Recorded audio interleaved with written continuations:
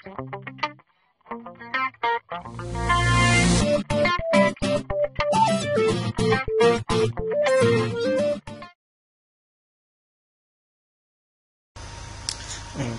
les amis, voilà, nous sommes sur le troisième tutoriel du cas complet étude d'un bâtiment R+1, col creux et dalle pleine. Alors nous allons charger notre bâtiment avec les charges de la norme française. Alors pour commencer, j'explique rapidement cette histoire de charge. D'où est-ce qu'on la cherche? Alors j'ai devant moi la norme française, FP P061. Donc on a exploitation, chambre individuelle, on a terrasse accessible 1,5, logement 1,5. Donc ici je suppose que c'est un logement, je vais prendre 1,5. Balcon je vais négliger, je vais prendre 1,5 pour ce qui est charge ici. Voilà. Je vais rapidement dans mon histoire de corps creux. Voilà, plancher, béton armé en kN par mètre carré. 16 plus 4, on a 2,85. Alors donc c'est ce qu'on va faire tout à l'heure. Avant même d'entrer les charges, on va dans chargement, cas de charge, activer les charges d'abord. Alors ici on va ajouter 3 types. Le premier, permanente. Le sous nature, on va mettre au poids propre. Et ici on peut se permettre de mettre PP, voilà, pour identifier les poids propres. Je vais vous montrer pourquoi je fais ça tout à l'heure. On continue encore, on va dire encore poids propre. Cette fois-ci nous allons prendre l'espace vide, très important, et on va appeler ça cette fois-ci G. Donc, si vous comprenez, c'est pour dire au fait ici à robot de considérer le poids propre de la structure. Ça c'est ma méthode à moi de le faire. Voilà, d'autres créeront seulement que 2 cas, c'est-à-dire G et Q. Moi je le fais ainsi pour simplifier les choses. Voilà, j'impose donc ma méthode. Essayer de comprendre ça comme ça. Donc ici, si le logiciel n'a pas mis exploitation, vous pouvez écrire exploitation. Voilà, exploitation, et vous mettez ici Q. Voilà. Vous voyez ici, il n'y a pas de sous-nature. Voilà, vous faites ajouter tout simplement et vous fermez. Alors lorsque cela est fait, on vient encore dans chargement, définir les charges. Alors définir les charges, nous avons les charges surfaciques parce que nous allons appliquer les charges sur les planchers que nous voyons. Donc on va d'abord charger les corps creux, ensuite les dalles pleines. S'il y avait des escaliers, on allait charger encore des escaliers, c'est-à-dire on charge par type, bien par, je vais dire comme ça, par type de sollicitation. Voilà, on sait ici que voilà le bardage c'est un élément, je répète encore, le bardage c'est un élément, un panneau, voilà, virtuel, voilà, qui n'a pas de charge, voilà, donc ici pour ce faire nous allons prendre le poids propre du corps creux qu'on connaît qui fait 2,85 plus tout ce qui est revêtement que nous allons additionner. Donc rapidement on va charger. Donc avant de faire, il faut d'abord choisir le G. Il faut d'abord s'assurer que le poids propre de la structure est appliqué. Alors pour cela on prend PP et on vient dans poids et masse et on s'assure que voilà PZ est grisé. Ça, voilà, cette icône est grisée. Alors si cela est fait, Dieu merci. Alors dans le cas contraire, vous allez simplement cliquer là pour la griser. Si cela est fait, vous revenez là et vous prenez G. Voilà, et vous revenez sur la surface et vous cliquez là. Vous venez sur Z. Pourquoi sur Z? Parce que voilà, vous voyez un peu ici. Voilà, Z. Donc on va mettre moins pour dire qu'on vient contre Z. Alors je fais rapidement descendre de charge. Ok, c'est là. mission de charge. Charge rapidement. Ok. Donc on a ici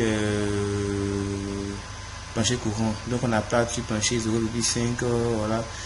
Graisse et la même cloison qui nous donne 2,6 kN par mètre carré. Ça c'est typiquement à mon bâtiment.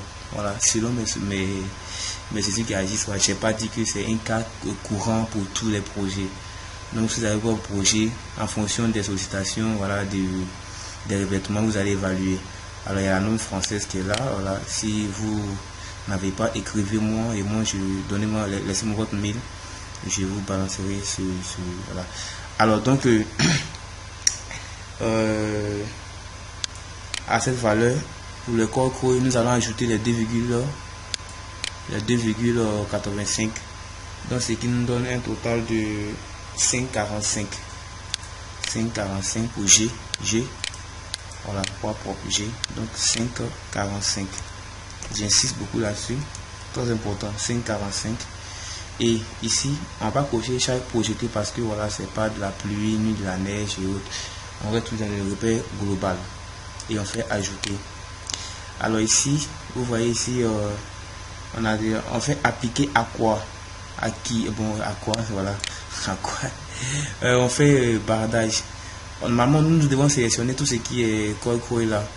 Alors, Dieu merci. J'ai déjà montré la technique. Donc, on clique sur bardage et on fait CTRL A. Tout simplement. Et vous voyez que c'est seulement nos bardages qui sont sélectionnés. Voilà, et les numéros se retrouvent ici. Mais lorsque vous allez cliquer ici, voilà, les numéros se retrouvent ici et vous appliquez tout simplement. Alors, vous voyez, c'est merveilleux quand même. Voilà. Si simple que ça, trivial. Et vous changez, vous mettez Q. Alors Q, tout à l'heure j'ai dit que dans la norme, on allait prendre 1,5. Voilà, logement 1,5. Donc rapidement, voilà, pas perdre de temps. 1,5. On fait ajouter. Voilà, les planchers de section sont déjà là. Alors donc qu'est-ce que nous allons faire?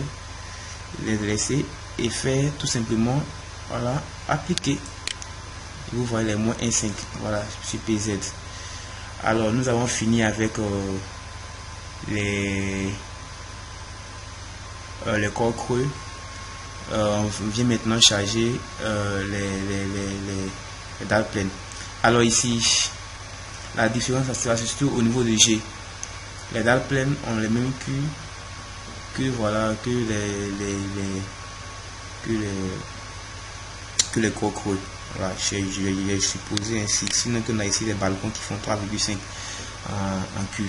Mais moi je préfère rester en 1,5. C'est un exemple. Voilà, j'insiste. Ok, donc cela est fait. On va fermer tout simplement et on revient encore. Cette fois-ci on prend G. On revient pour charger les dalles pleines. Donc on vient là sur surface. Alors ici je rappelle qu'on a activé tout à l'heure le poids propre, c'est-à-dire que le poids propre du béton est pris en compte.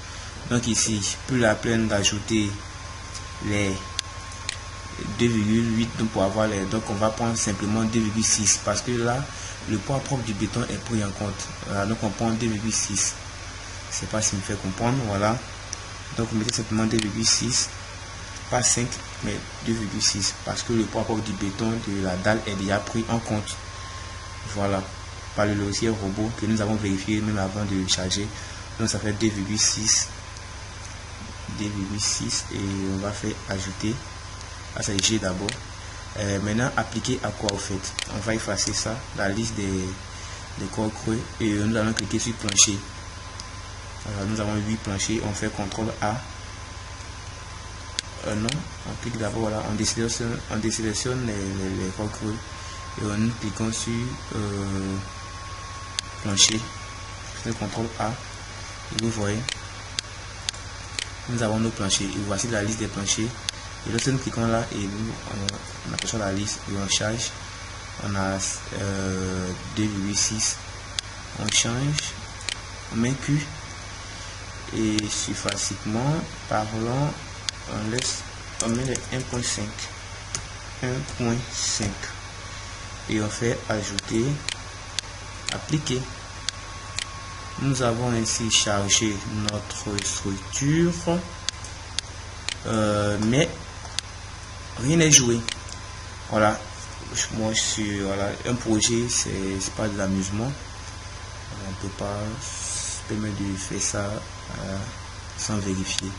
Donc nous allons vérifier rapidement dans le tableau de chargement pour voir si nous avons saisi des valeurs correctes. Donc on voit un peu ici le poids propre. Vous voyez le poids propre. Voilà, le poids propre. Vous voyez ici structure entière. Voilà, structure entière, moins Z, coefficient 1, mémo. Ça, si vous faites votre liste et que vous ne voyez pas cette ligne, pas ligne, c'est ça, ouais, une ligne, c'est que vraiment vous devez aller activer, comme je l'ai présenté tout à l'heure, vous devez aller activer. Et vous voyez ici, j'ai moins 5,45 appliqué à cette liste. Vous voyez que la même liste pour 1,5, voilà, un projeté absolu, ainsi de suite. Donc on a les caches qui sont là, donc ça veut dire que nous sommes dans la vérité. On peut se permettre, on peut se réjouir et venir maintenant achever cette histoire de chargement avec la combinaison. Alors, vu qu'on a choisi la norme, on peut se permettre de faire la combinaison automatique. Voilà. Mais pour bien suivre ce qui se passe, je vous invite, mes frères et mes soeurs, voilà, à faire la combinaison manuelle. Et là, combinaison ELU. Type de combinaison, vous connaissez ELU. Là, vous pouvez mettre combinaison, 2 points, voilà. C'est vous qui, c'est vous le maître. Voilà. C'est vous le maître. On ne vous dites rien ici. Donc combinaison 1 ELU, voilà, vous faites OK. Alors qu'est-ce qui se passe ici? On a le poids propre G et Q. Donc on a voulu sélectionner 1 à 1 et envoyer. Moi voilà, je fais ça et vous voyez très bien 1,35 P, 1,35 G et 1,5 Q. Rien n'est laissé, voilà, et on fait appliquer tout simplement. Et là on revient, là on fait nouvelle. Vous voyez, nouvelle combinaison 2 type ELS. Alors pour cette histoire de cas sismique, voilà, calcul dynamique, bon, moi mon pays, la Côte d'Ivoire, voilà, Dieu merci, nous ne sommes pas concernés par les histoires de zones sismiques, donc voilà, je ne vais pas faire ce tuto ne fera pas l'objet d'un tel cas. Désolé pour les amis de l'autre côté, voilà. Donc voilà, ici lorsqu'on sélectionne tout, vous voyez ici que la combinaison ELU se trouve dans la liste. Donc on va faire répondre ça tout simplement en la sélectionnant et cliquant sur ça, voilà, et on fait appliquer tout simplement. On a un, voilà, pour ceux qui maîtrisent bien les combinaisons ELS, on a un fois P, un fois G et un fois Q, et on fait appliquer, voilà, et on ferme. Alors là on a tous nos cas, je vois ici la combinaison 1 EL, la combinaison 2 ELS, voilà, et pour ne pas exagérer, je pense bien qu'on peut passer au cas, on peut calculer notre affaire. Voilà, pour ce qui est du maillage, voilà, on peut lancer des calculs, le maillage se fera automatiquement, voilà. Vous voyez ici, générer le maillage, voilà. Donc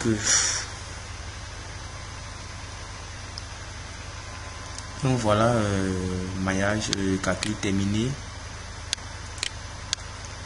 pas d'erreur. Je réponds rapidement, message d'erreur, analyse, je vérifie la structure, 0 erreur, 0, voilà. Bon, comme après le calcul, j'ai pas reçu de message, par exemple laquelle c'est venu vérifier. Sinon, normalement, après le calcul, voilà, il y a des messages qui apparaissent. Donc vous voyez, je suis pas un pro, mais bon, je m'en sors quand même toujours avec des modélisations sans erreur et sans Voilà, donc c'est fait. Merci. Prochaine étape, les moments fléchissants, les efforts tranchants dans les poutres et les déformations dans les voilà. Nous allons voir comment est-ce que voilà robot fait la répartition. Voilà, nous allons voir que cette poutre ne porte absolument pas, et nous allons voir les moments sur ces poutres qui portent. C'est vraiment intéressant. Voilà, donc je rendez-vous au prochain tuto. Merci et à bientôt pour la suite.